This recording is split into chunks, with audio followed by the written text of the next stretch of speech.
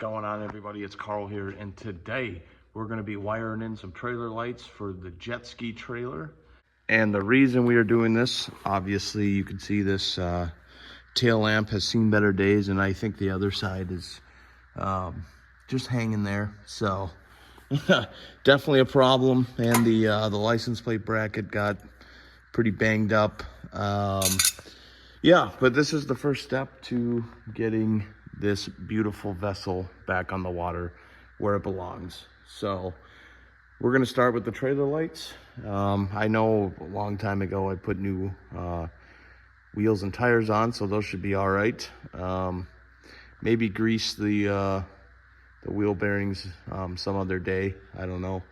But yeah, so we're just going to be replacing these. And the only problem I ran into, so let me take off the old tail light here, right, is the new tail lamps. They are the housing is like it's like a different size or whatever. Like these housings, right, they sit a lot taller, so it will not sit flush because it is hitting up top.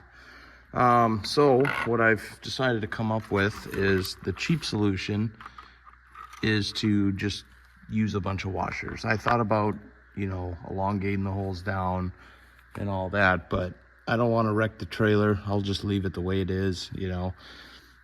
If it's me or somebody else that needs to replace those at one point, it'd be nice to have it just like this for them, instead of just hacking it all up.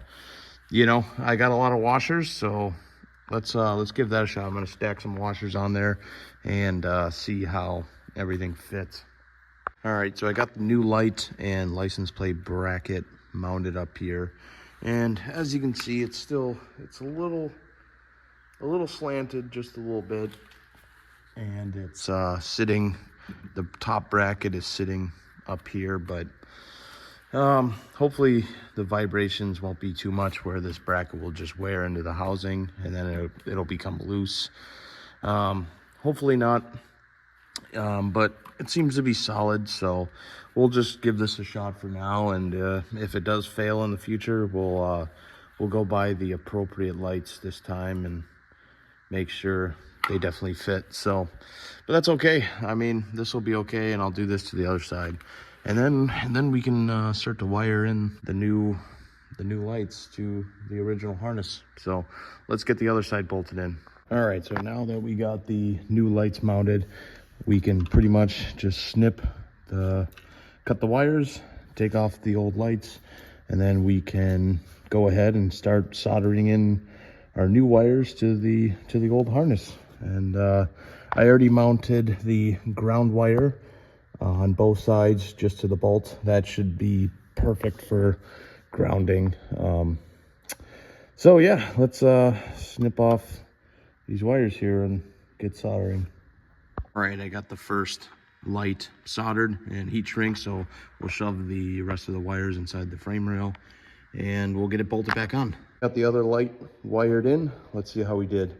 I got the truck up here, and yeah, let's turn on the lights. And look at that, we have power, so they do work. That is good. And it looks like all the lights work. That's good. Now let's try blinkers. All right, both blinkers are working. This one was not working for a little bit, and then I kind of messed with the plug-in up by the truck, and it works now. So what I might be doing, because I'm kind of looking over this harness and I see somebody has spliced in here before, we might have to do a trailer harness, which the kit that the lights came with did come with a whole new trailer harness, so that wouldn't be too hard to do. But that's going to be for another day. For now, everything works as it should, and I'm happy with that.